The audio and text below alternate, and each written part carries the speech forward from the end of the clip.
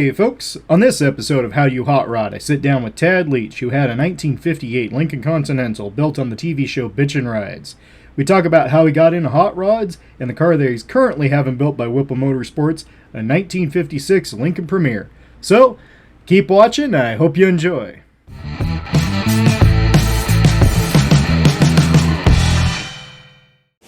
Dad, thank you very much for giving me a little bit of time today. You bet, Randy. Pleasure to get together with you and talk about our common love of cars. Oh yeah, and Buicks. And Buicks. And Buicks. And trucks. And trucks, all sorts of it.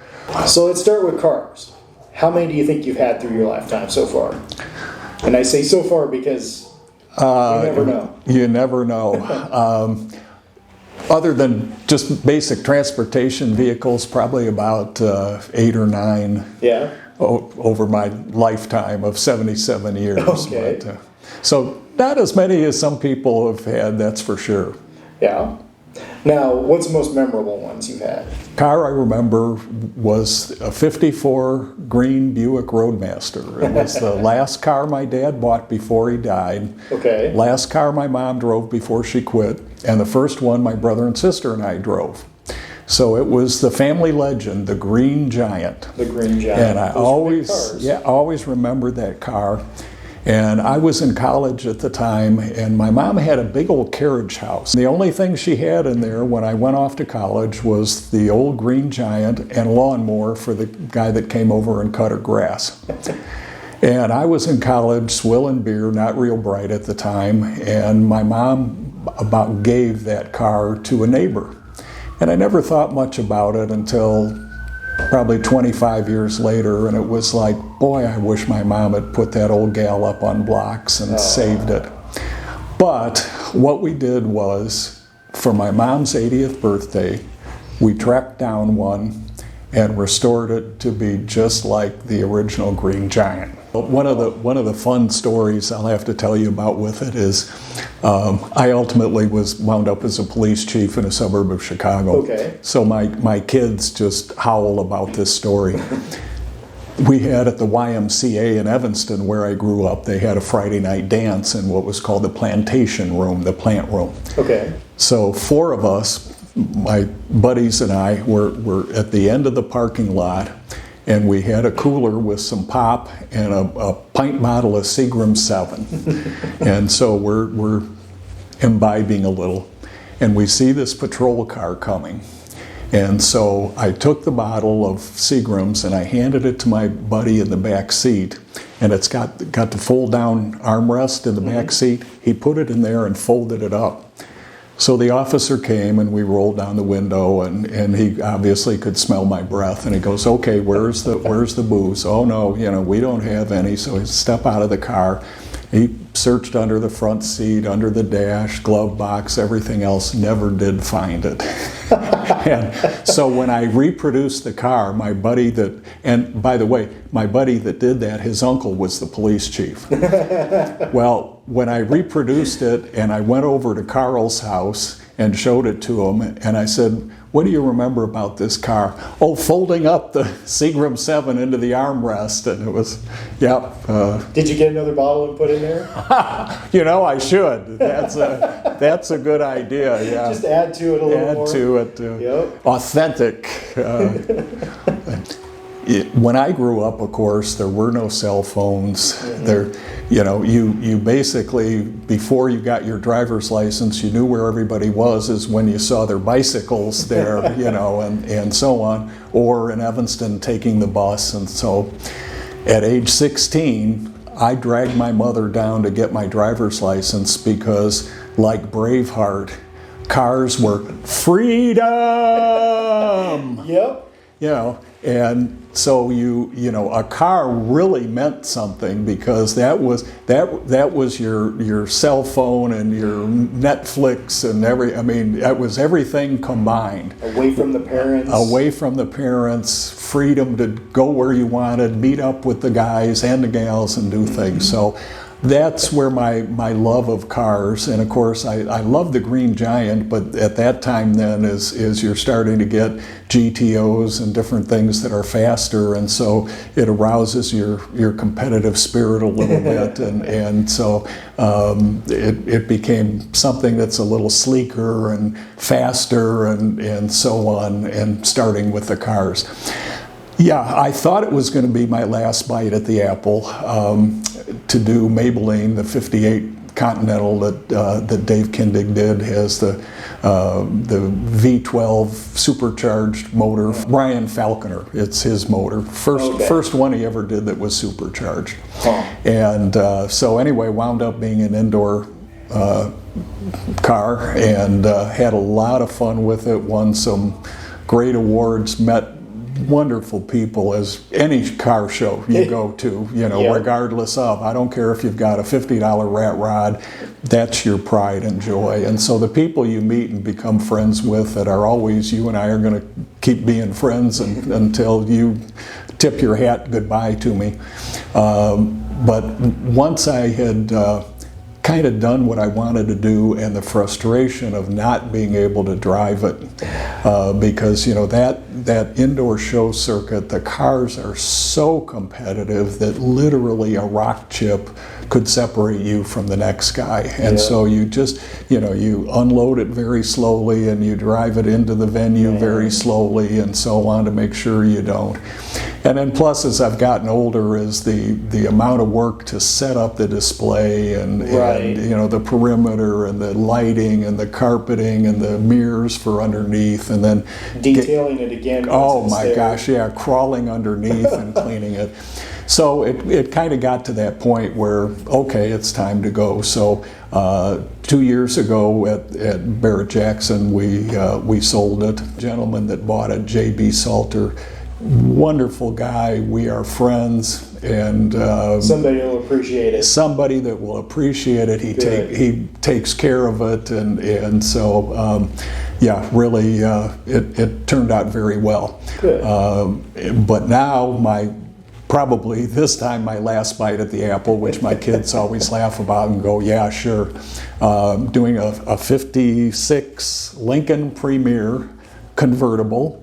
And at Whipple, there you go, at Whipple Motorsports here in the Spokane Valley, which is where we're filming this. You have to see it because they're wonderful people, and it's close by. I can come and bug them and see everything that's being done on it, and then plus, because I plan on really driving it a lot, is to have that backup that when something happens, you're right here to get it fixed and then back out on the road again. So now, looking forward to it. With Maybellene, did you ever actually get to take her out and drive her?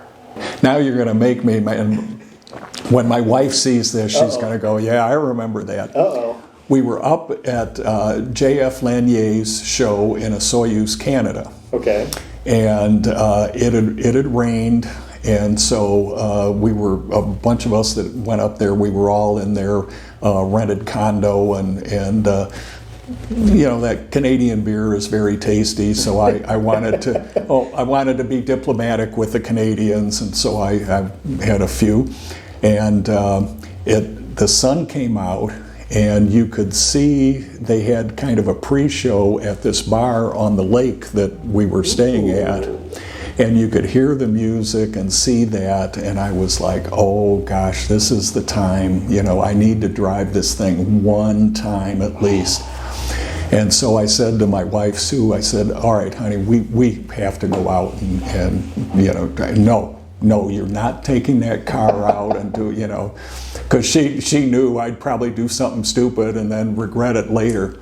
Well, she's busy with all the gals, and so my good buddy John Griffin, I said, John, come with me, and we snuck out, and we drove down there, and yeah, I did, and I was smart enough, because I'd never really driven it at all, other than just a real low speed, and with 940 horsepower, even though it's a big car, and so I was smart enough, I didn't put it to the floor, but I did give it enough gas that, it immediately broke the big wide tires loose and so on. But it was worth. And of course, then the next day I was underneath it checking because I thought, oh my God, did I put some rock chip in there or whatever? And knock on wood, God must be a Lincoln guy because it was okay. But that's the only time I ever really drove it. What you talk about the horsepower? What did that have for torque, being a V12? It had I think it was 980 horsepower. And the story is this: the builder Ryan Falconer is just a creative genius. And when I called him, I said to him, I notice on your website that you have not done any ones that are supercharged. And he said, no. And I said, well, do you think you could? And he goes, oh, I'm sure I could. And I found out later that he was actually already designing one for himself. Huh. But he's done about 50 of these all aluminum V12s, his own design and handmade, and most of them are in boats and airplanes. Really? And so very few in cars. And he said, what are you going to do with it? I said, well, I have this 58 Continental that's going to be a show car. So I said, hopefully drive it at some point in time. I said, but I don't want like those obnoxious gassers where, you're to the low, and you're just rocking and rolling. I said, I want plenty of power, but not to that crazy obnoxious. And he goes, well, he says, okay, I'll detune it. And I'm like, detune it? And he said, well, with superchargers, and if I cammed it right, he said, I could push 3,000 horsepower. He said, but you'd never be able to drive it on the street. Oh, gosh. So he detuned it to 940 horsepower. And the interesting story to show you again how much of a guru this guy is, he calls Magnuson superchargers, and they referred him to the tech people. And he said, listen, he said, I've got my own design, all aluminum V12. I'm going to need 2 of your V6 superchargers to run in tandem. And the tech guys talk to each other and they go, you can't do it. And he's like, I bet I can. And of course, he made it work. He did. He made it work. And so not only does it look sharp, but of course that the sound of that V12 and the bore exhaust system and the cutouts. I wish I could hear that. Oh, it just was, and it's a whole unique sound. I remember my wife, because of the fact she's always at car shows with me, and she knows about as much about it as I do and can answer questions and everything. And we were at the one car show, and I was taking the car to go to put it in the trailer, and she was just picking up the rest of our personal stuff. And she said this guy came up and he goes, your car doesn't sound right. And she goes, what do you mean? She said, well, it doesn't sound right. And she says, you mean like a normal V8? And he goes, yeah. And she goes, well, that's because it's a V12. And he was like, oh, okay. Plus more. Yeah. So, fun car to have. But as I say, there are so many fun cars. You've seen them. I mean, I love going to car shows and seeing orphans, the Hudsons and the Studebakers and DeSoto, seeing stock, seeing all the cool things that people do to... And not taken away from, the Camaros, the Chevelles, the Mustangs, the Nanovas, all that stuff. I mean, they're amazing cars. But the ones that you remember are the ones that you only see 1 or 2 of. And I'm with you. It's because I love all the cars, and there's so many fun things out there. But the things that, like this Premier I'm doing, you just don't see. It was a production run of less than 2,500. Really? And there just aren't a lot of them out there. And all the shows I've been to, I first saw one in a little car museum probably 25, 30 years ago. And I don't think I've seen one in a car show since, either stock or modified. Now, in what years did they make those? Basically it was 56 and 57. Okay. And I love the 56.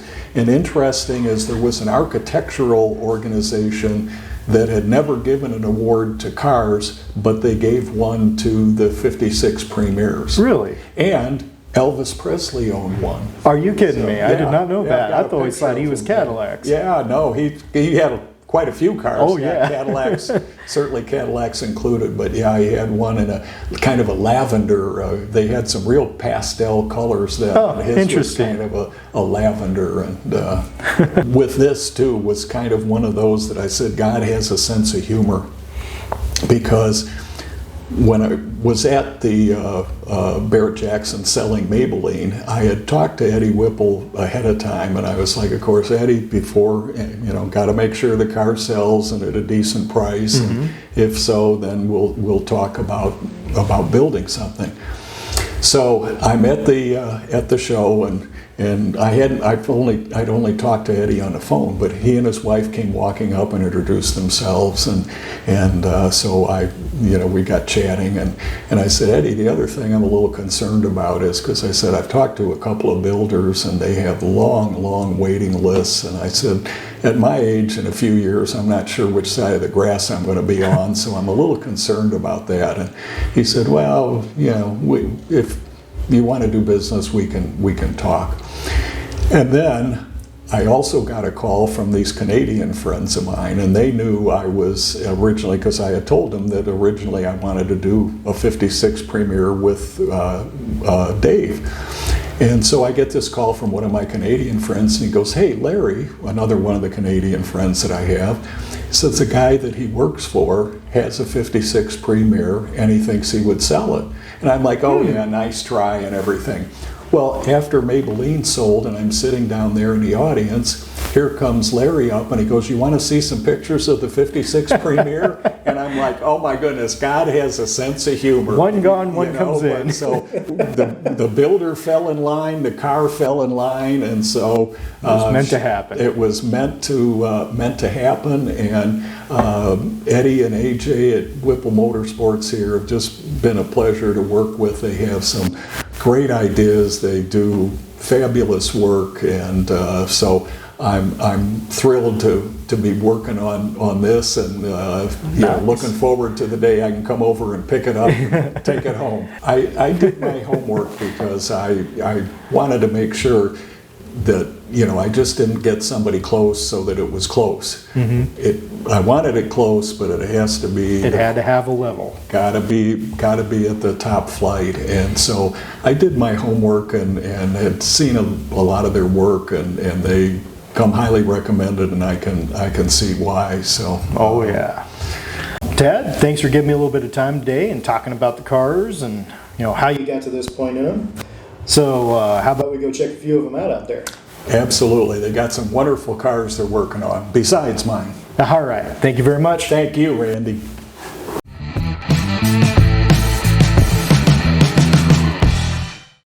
All right, folks, thanks for watching this episode of How Do You Hot Rod. If you liked the video, please share it, subscribe to the channel, and make sure you stay tuned for another episode coming soon.